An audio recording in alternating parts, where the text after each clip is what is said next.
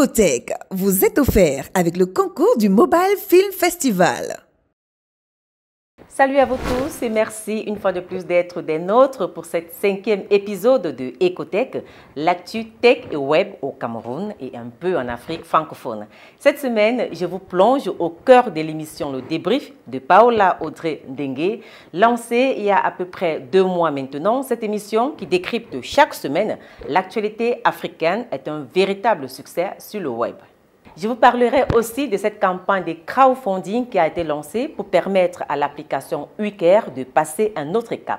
Le promoteur Emmanuel Assom est de nôtres dans cette édition de Ecotech. Bienvenue, générique.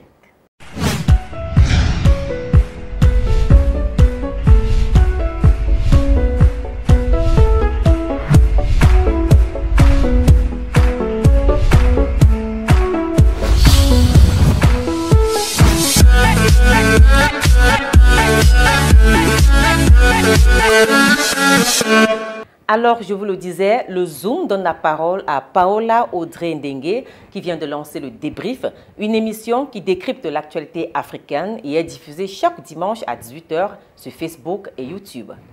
Prenez l'actualité africaine déjà assez souvent rocambolesque, ajoutez-y une liberté de ton inégalée, une belle prestance sans manquer d'y mettre une pincée de sarcasme correctement agencée au fil des sujets et vous avez le cocktail qui fait le succès du Débrief. Lancé depuis un peu plus de 2 mois, le Débrief récolte chaque semaine sur YouTube pas moins de 35 000 vues, tandis que certains épisodes sur Facebook caracolent à plus de 400 000 vues pour des dizaines de milliers de réactions. Alors si par hasard vous n'avez pas encore regardé le Débrief, je vous laisse vous mettre de l'eau à la bouche avec ces quelques extraits. Vous allez le constater au tout début, il s'agit des images inédites qu'a bien voulu nous envoyer l'équipe de production. 1, 2, 3. Alors, sur la toile, les opinions étaient plutôt tranchées. Certains estimant qu'un journaliste étranger n'a pas à commenter la vie politique africaine. Alors, non, j'étais en train de... Ouais, c'est parce que tu as freestylé là. Ouais, j'étais en freestyle. Vas-y, ouais. On va tester. 1, 2, 3. Pourquoi j'ai envie de faire mieux tout d'un coup?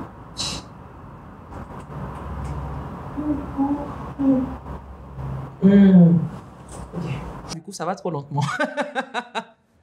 Je vois avec les flèches. Je crois qu'avec les flèches, un peu mieux. Ah, là, ça va un tout petit peu lentement. Thank you. Ah oui, bon là, je ne peux pas voir puisque je regarde. Je ne peux pas voir. Alors, comment cette entrepreneur, consultante et désormais présentatrice à succès venue du Cameroun a-t-elle pensé à un tel programme? Le Débrief, comment envisage-t-elle l'avenir et surtout comment se font les choix du sujet? Paola Audrey Ndengue est avec nous depuis Abidjan où elle réside. Alors, le Débrief, véritable succès, est-ce que tu t'attendais à cela? Pas complètement. Je pense qu'au début, j'avais, on va dire, une vision sur ce projet parce que je savais qu'il y avait un besoin, mais que ça, on va dire, décolle aussi vite, aussi rapidement. Non, je m'y attendais pas, pas forcément. Alors, tant mieux. alors comment est venue l'idée de lancer un programme de ce style? Parce que le Débrief, c'est un peu un programme dans lequel tu commentes l'actualité à ta façon. Et ce ne sont pas des programmes qui courent les rues, aussi bien sur le web que sur les télévisions classiques. Hormis les débats où on invite les gens pour venir commenter l'actualité, mais des journalistes ou des présentateurs qui prennent sur eux de commenter l'actualité, c'est plutôt rare. Comment est venue l'idée? L'idée est venue parce que justement c'était rare, ça allait beaucoup moins côté anglo-saxon et disons que je consomme pas mal de contenu anglo-saxon et je trouvais que ça manquait en fait d'avoir une perspective à la fois africaine de l'actualité et aussi de pouvoir avoir un contenu panafricain parce que depuis que je crée du contenu j'ai une cible qui est un peu éparpillée que ce soit dans la diaspora ou sur le continent et je me disais qu'on n'avait pas de rendez-vous finalement sauf si on a 45, 50, 60 ans en montant. Donc, sur les chaînes classiques, on a effectivement, comme tu l'as dit, beaucoup de journalistes, je vais dire chevronnés, mais eux ne commentent pas et en général invitent des experts pour le faire. Mais parfois, c'est super, voire trop sérieux dans le ton, ce qui est normal, hein, c'est pas un reproche, mais je veux dire, je pense qu'il y a une autre approche, surtout si on veut parler à des jeunes, qui est ma cible. Je pense qu'il y a une autre manière de parler de l'actualité. Deuxièmement, bien évidemment, je m'inspire beaucoup des réseaux sociaux où là, le ton et je veux dire beaucoup plus libre sur l'actualité. Donc là où, j'allais dire, on a un peu pris sur les formats classiques, c'est d'avoir une forme de rigueur sur l'information avant de la commenter. Alors, une très bonne dose de sarcasme qui fait d'ailleurs tout le succès de ce programme. D'où vient cette façon si naturelle de présenter les choses, de se moquer un peu, de mettre tout cet humour un peu sombre là derrière? D'où est-ce que ça vient, Paola? Alors, j'ai envie de te répondre que par moments, je n'ai pas beaucoup à faire. L'actualité, parfois, en elle-même est déjà suffisamment sarcastique. Je n'ai même pas... On va dire, à rajouter grand-chose. Parce que j'ai pas rajouté grand-chose, parce que des fois, c'est tellement absurde en soi qu'il n'y a même pas à faire énormément d'efforts. Après, sur le ton, c'est un ton, on va dire, que je pratique sur le contenu depuis une dizaine d'années. J'ai d'abord commencé par écrire mon premier blog étant en 2002-2003. J'avais déjà exploré, en fait, cette façon-là, parce que bon, c'est d'abord personnellement et de manière naturelle, je suis quelqu'un de sarcastique. Et donc, on va dire, j'ai eu le temps quand même d'étoffer ce style-là par l'écrit, après sur le web, effectivement. Et donc, on va dire que sur le débrief, j'ai pas voulu le faire au début. Si certains regardent les premiers épisodes, j'étais très light sur le sarcasme. Il y avait une pointe d'humour, mais je voulais d'abord travailler la formule en termes qu'on prenne au moins le contenu au sérieux. Donc, on voit que c'est pas de la parodie, mais que je parle bien de faits réels qui sont actuels. Et donc, une fois que les gens l'ont accepté au bout de 3-4 épisodes, là, j'ai commencé, on va dire, à rajouter un peu de piment de manière progressive. Exactement. Voilà. Et bon, maintenant, on va dire, voilà, on commence à prendre le rythme. Et effectivement, le sarcasme, c'est vraiment l'idée que j'avais depuis le départ. C'était vraiment de parler de l'actualité, mais avec un ton qui est le mien et surtout un ton qui nous différencie des émissions classiques ou du journal télévisé, par exemple. Voilà. Alors, quels sont les sujets qui ont la priorité au moment de faire les choix? Quels sont les sujets qui te passionnent le plus, sur lesquels tu es le plus à l'aise à commenter? C'est quoi exactement les thèmes des sujets? Alors, les thèmes, à vrai dire, j'ai envie de dire que quelque part, c'est plutôt le public qui le définit parce que on est, au niveau de l'émission, on aime bien prendre ce qui a retenu l'attention. Je le redis d'ailleurs assez souvent. Donc, on regarde finalement, c'est plutôt ce qui suscite l'attention d'une part. Et maintenant, après, il y a effectivement des lignes directrices dans l'émission. Donc, typiquement, on a, j'allais dire, une palette assez large, c'est-à-dire qu'on peut parler aussi bien de politique que de culture, de faits de société, de faits divers, etc. Mais toujours avec un angle qui est, il faut que ça fasse un peu appel à notre réalité à nous. Quand je dis nous, c'est-à-dire les Africains. Il faut que ce soit des choses qui sont, j'allais dire, dans notre quotidien, dans nos conversations, dans nos valeurs, dans nos habitudes, etc. Et donc, en fait, qui est finalement un événement qui se passe, qui arrive à révéler, en fait, un tout petit peu de ça. Typiquement, par exemple, on a parlé 2 fois de quelqu'un très suivi sur les réseaux sociaux qui s'est révélé être un arnaqueur. Ça faisait, et derrière, j'ai fait un commentaire qui faisait beaucoup plus appel à, par exemple, quel est notre rapport à l'argent, voilà, les valeurs qu'on a. Ce que les réseaux sociaux peuvent montrer et le décalage avec la réalité des fois. Avec la réalité, exactement. Voilà, donc ça, par exemple, c'était vraiment une occasion pour moi d'aborder ce sujet-là. On peut aussi parler d'actualité politique parce que j'ai vraiment la ferme conviction qu'il n'y a rien qui régit plus nos vies à échelle collective que la politique, donc on ne peut pas ne pas en parler, parce que c'est vraiment ce qui décide de ce qu'on paye, de ce qu'on fait, de ce qu'on mange, de ce qu'on boit. Voilà, donc c'est quand même important d'en parler, et notamment aussi j'allais dire, rappeler aux jeunes que la politique, ça leur appartient aussi. Voilà. Alors, par là, on a aussi, et c'est aussi cela, Internet, on a constaté qu'il y a souvent des commentaires qui sortent du fond, du contenu du fond, pour se concentrer sur la forme en quelque sorte, et parfois, souvent, avec des arguments qui laissent à désirer. Comment est-ce que tu gères ces commentaires au quotidien? Alors, tout d'abord, j'ai une équipe, donc je les en remercie d'ailleurs, donc qui sont vraiment ceux qui, j'allais dire, filtrent énormément sur les commentaires. Ensuite, comment je les gère? Disons que ça fait un moment que je suis sur Internet, donc je me suis très bien dit qu'en allant sur une émission comme celle-là, avec des sujets comme ceux qu'on aborde, j'allais forcément avoir des personnes qui sont en désaccord, ce qui est complètement normal, et que tout le monde n'a pas forcément l'intelligence ou la bienséance d'exprimer son désaccord de manière, j'allais dire, polie. Hein, bon, ça, c'est Internet, j'allais dire, l'anonymat que Internet confère permet à certaines personnes d'écrire un peu n'importe quoi. J'essaie de ne pas y accorder énormément d'importance parce que j'essaie de rester très factuel. ces commentaires sont extrêmement minoritaires par rapport à quand même l'ensemble de la communauté qui suit l'émission. On a quand même et même encore une fois, même de gens qui sont en désaccord. Il y a beaucoup de débats dans les commentaires, des débats très intéressants et qui sont faits de manière, j'allais dire, très polie, sans tomber en dessous de la ceinture. Donc oui, nous on partait du fait et du principe qu'il y aurait ce type de commentaires-là.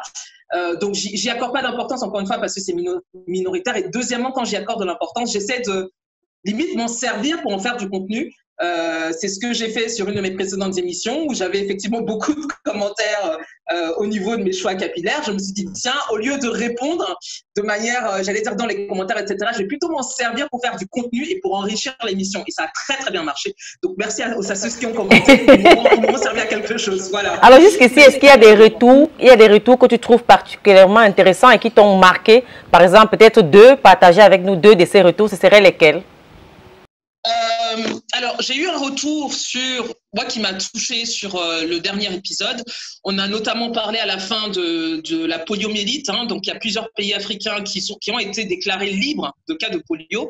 Et j'ai quelqu'un qui m'a écrit en me disant qu'il a appris ça à travers l'émission, que lui-même avait souffert de poliomyélite et que ça l'avait beaucoup touché. Donc ça, par exemple, ça m'a beaucoup plu, ça m'a beaucoup ému. Et aussi, il y a, en termes d'autres retours, je pense aussi le retour que j'ai eu de pas mal de mamans et de papas qui m'ont dit qu'ils ont beaucoup de mal parfois, ils avaient beaucoup de mal à faire en sorte que leurs enfants s'intéressent à l'actualité, notamment politique en Afrique. Ils ont trouvé un excellent moyen.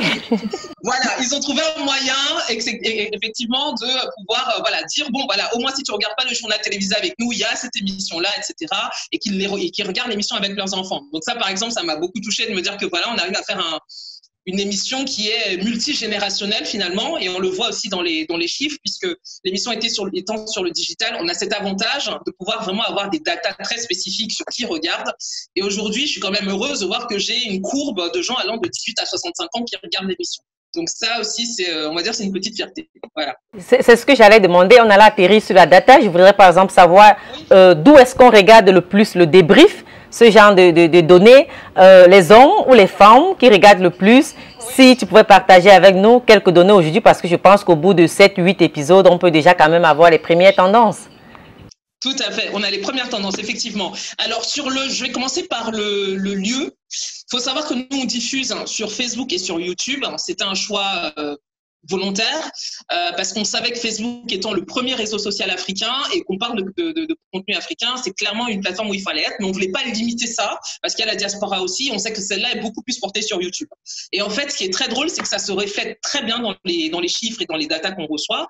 Si on est du côté de YouTube, les premiers pays qui regardent, c'est la diaspora, très clairement. La France, le Canada, les États-Unis et l'Allemagne sont vraiment parmi les pays où on a le plus de personnes qui regardent sur YouTube.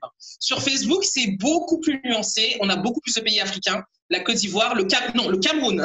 Le Cameroun est le premier pays. La Côte d'Ivoire en numéro 2. Et d'ailleurs, je crois que le Cameroun est même dans le top 5 sur YouTube aussi. Donc, on a une grosse communauté camerounaise qui, à mon avis, est arrivée grâce à un épisode qu'on a consacré à la fille du président camerounais. Donc, voilà, donc, du coup, ça a ramené beaucoup de gens. Donc, voilà, ça, ce serait sur les pays. Maintenant, sur la tranche d'âge, on est sur cœur de cible, entre guillemets, 25-35. Très, très clairement. Encore une fois, ça correspondait au profil que j'avais en tête en montant exactement. l'émission. Voilà, donc 25-35. Petite surprise peut-être, c'est que la courbe, en tout cas la tranche d'âge, je vais dire, très grosse parenthèse, 40-60, est plus présente que 18-25 ou 18-24. Voilà, donc je dirais que on a vraiment un cœur de cible 25 jusqu'à 60 ans à peu près de gens qui regardent. Et maintenant sur le genre. Alors ça, c'est ce que j'essaie de retravailler un tout petit peu parce qu'on a une écrasante majorité d'hommes qui regardent l'émission. Ah d'accord, c'est intéressant. Voilà. On a une écrasante majorité d'hommes. Voilà, ils sont quasiment, on est autour de 60% quand même. Une émission comme celle-là, est-ce qu'à un moment, tu penses que s'il y a une très bonne proposition d'une chaîne de télé, est-ce que l'émission pourrait passer du digital à une télévision linéaire classique ou alors tu veux rester focus sur le digital avec le programme? Alors, ce qui se passe, c'est ça va dépendre de quoi, j'ai envie de demander. Oui, ça va dépendre de quoi, tout à fait. On a des propositions notamment de 2 chaînes depuis le 3e épisode. Moi, en lançant très clairement ce programme, j'ai prévu de pouvoir le produire et le financer sur 1 an, sans l'aide de qui que ce soit, parce que je ne veux pas justement brader, l'émission, et surtout deux, je veux garder ce qui, à mon avis, est aussi l'essence du débrief, c'est la liberté éditoriale. Bien évidemment, le risque quand on va aller travailler avec une chaîne, c'est que celle-ci, et je le comprends, veuille intervenir dans les choix éditoriaux, dans les angles de traitement. Les angles de traitement, exactement. Or, ça, c'est vraiment, encore une fois, l'essence, et je l'ai beaucoup vu dans les commentaires. J'ai eu énormément de gens qui m'ont dit, vraiment, ne changez pas le ton, ne changez pas, ne vous laissez pas influencer, etc., etc.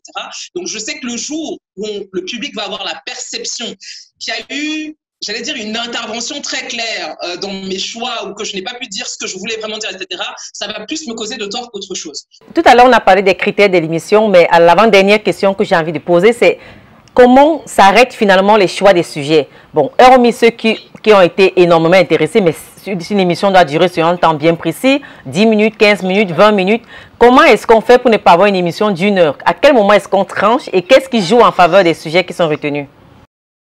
Alors, c'est vrai que ça, c'est un dilemme qu'on a à chaque émission. L'émission étant panafricaine ou en tout cas subsaharienne, on se retrouve assez souvent avec à peu près 10 sujets qu'on veut, je vais dire de manière normale, si on avait le temps, qu'on couvrirait. Maintenant, effectivement, il faut faire un choix. Donc là, on a une espèce de comité un peu au niveau de l'équipe où je présente les sujets en disant un peu, voilà, qu'est-ce qui pour vous serait pertinent par rapport à ce que l'on sait maintenant qui intéresse notre cible, parce que maintenant, avec 5 ou 6 épisodes derrière, on sait maintenant quels sont un peu les sujets qui parlent à notre cible plus que d'autres. Donc, il y a d'abord ce facteur-là. Deuxièmement, on essaie de voir ce qui est dans l'urgence. C'est-à-dire que il y a des sujets que je travaille depuis, par exemple, 3 à 4 semaines. Mais si je n'ai pas suffisamment d'éléments, c'est-à-dire si je considère qu'on va juste redire ce qui a déjà été dit, je trouve que c'est pas très pertinent. On peut passer à un autre sujet de manière prioritaire. Deuxièmement, il y a des cas qui sont en cours de développement. Quand c'est notamment des procès, quand c'est notamment des affaires en cours, on se dit, bon, on aimerait en parler telle semaine, mais bon, finalement, il y a autre chose qui passe en priorité et on reparlera de ça quand le jugement sera prononcé. Ça pourra nous permettre de revenir sur le sujet dans son ensemble. Donc, c'est vraiment énormément de facteurs comme ça, mais il y a effectivement la question de l'urgence de l'information, c'est-à-dire est-ce qu'on peut encore en reparler la semaine prochaine ou pas? Si la semaine prochaine, ce sera déjà complètement désuet, voilà, on considère qu'il vaut mieux en parler tout de suite. Si c'est un truc qui est en cours, on a encore le temps de voir. Si ça intéresse notre public, si c'est drôle, ou absurde aussi, ça joue. Si ça vient apporter un peu de légèreté dans l'émission, parce que des fois on a des sujets qui sont un peu lourds, lourds en termes de gravité, etc. Si on voit que c'est un sujet qui peut un peu permettre de relâcher la pression, etc., on en parle. C'est un peu quelques critères qu'on utilise effectivement. Alors, hormis les petits titillements que l'on peut avoir sur les réseaux sociaux, sur Internet, est-ce que tu as déjà reçu de vraies menaces ou est-ce que tu t'es senti inquiété par rapport au contenu que tu proposes dans le débrief? Dans l'émission. Très honnêtement, non, pas pour le moment. En fait, la chose assez drôle, c'est que j'ai plus eu de gens, de spectateurs inquiets, c'est-à-dire qui sont venus me voir eux en étant inquiets, qu'en ayant eu de véritables menaces. Après, bien sûr, c'est très honnêtement, et je pense que tu le sais mieux que moi, sur certains sujets, quand on les prépare, on a quelque part à l'esprit, on sait très bien qu'on est en train de marcher sur des plates-bandes un peu compliquées. Voilà, on sait qu'on prend des risques, et bien évidemment, on garde ça à l'esprit. Alors, on va sortir avec le sponsoring. Comment est-ce qu'on rentabilise une émission de ce style? On a vu que tu as décidé de manière honnête sur le plan éditorial de préciser lorsqu'il s'agissait des partenariats. Mais comment est-ce que tu réussis à peser, à sous-peser la limite ou alors à mettre une limite entre ce qui est contenu et ce qui peut être promotionnel de telle sorte que cela n'impacte pas le fond du débrief? Comment est-ce que tu gères cela pour le moment? D'accord. Alors, c'est très simple. En termes de contenu, chez nous, en tout cas, le contenu est prioritaire. Toujours prioritaire. Je considère que mon client principal, c'est mon audience. Et ça sera toujours le cas. C'est la raison pour laquelle j'ai préféré effectivement être honnête et leur dire à chaque fois qu'il y aura une publicité, un partenariat ou un contenu sponsorisé, ce sera clairement affiché pour qu'il n'y ait pas de confusion. Voilà. Deuxièmement, maintenant, sur comment on rentabilise. Alors, j'ai la chance, entre guillemets, pour le moment, le produit, entre guillemets, grandit de manière organique. Donc, on est sollicité pour le moment. On n'a pas encore commencé, j'allais dire, nous, à aller voir des marques, etc. Pour le moment, c'est elles qui viennent à nous. On n'accepte pas tous les partenariats. il faut que ça colle avec le contenu.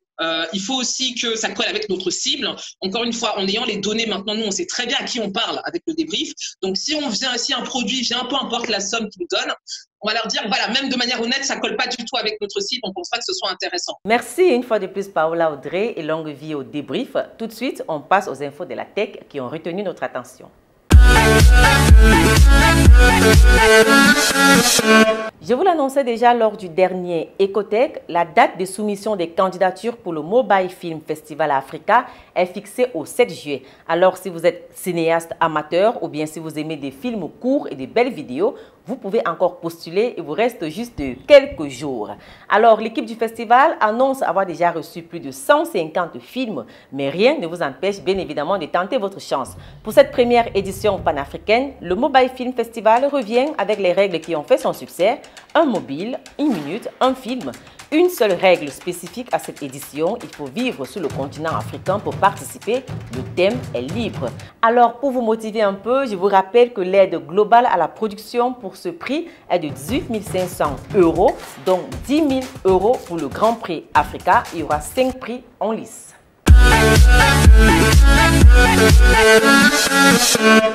Vous avez peut-être entendu parler de Dr Car, c'est un robot multitâche assemblé par les étudiants de l'école polytechnique de Dakar au Sénégal. Guidé à distance à l'aide d'une caméra et d'une application, le robot peut déplacer les charges, distribuer automatiquement du gel hydroalcoolique, servir des repas et médicaments ou encore permettre au personnel de santé d'échanger avec un patient confiné dans son chambre.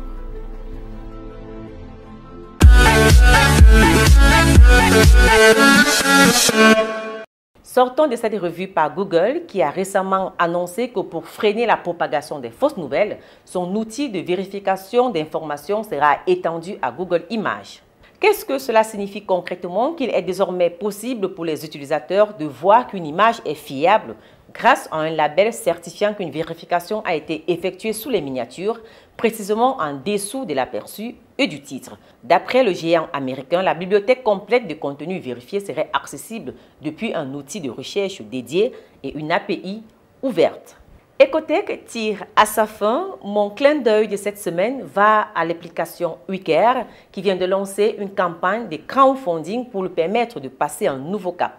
Alors, si vous n'avez jamais entendu parler de Ucare, il s'agit d'un carnet de santé numérique pour sauvegarder ses informations médicales et faciliter ainsi la prise en charge et la prise de décisions pour les médecins.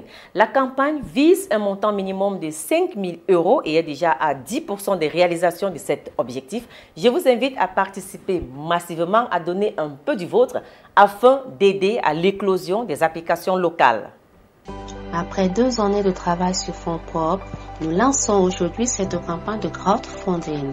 Elle se déroulera du 15 juin au 15 août avec l'objectif de mobiliser au moins 5 000 € pour passer un nouveau cap dans cette aventure. Les fonds collectés nous permettront d'assurer la traduction de la solution en anglais, une fonction très importante dans notre pays, le Cameroun, et pour l'internationalisation future de la plateforme. Le recrutement en plein temps de techniciens pour gérer la montée en charge de l'utilisation de l'application. Emmanuel Assom est le promoteur de Ucare et nous livre ici les enjeux de cette campagne pour l'avenir de son projet. Ucare est une plateforme web et mobile sécurisée qui permet une gestion à distance, un suivi médical optimisé et l'amélioration de la prise en charge dans nos hôpitaux grâce à la télémédecine, aux forums et aux canaux de santé électronique. L'objectif de la campagne est de permettre de nous doter de ressources nécessaires pour continuer de nous déployer et ainsi apporter la santé et le bien-être à tous. Si nous avons voulu passer par un levée de fonds participatif, c'était pour permettre à chacun d'apporter sa pierre à la démocratisation et la vulgarisation de soins de santé dans une Afrique où le système de santé n'est pas de pointe. Si nous réussissons notre campagne de crowdfunding, nous pourrons traduire l'application en anglais pour ainsi toucher les régions du nord-ouest et du sud-ouest, faire une version USSD pour pouvoir toucher les régions peu ou pas couvertes par Internet, pour ainsi permettre à tout le monde de facilement se soigner et ainsi lutter contre l'automédication.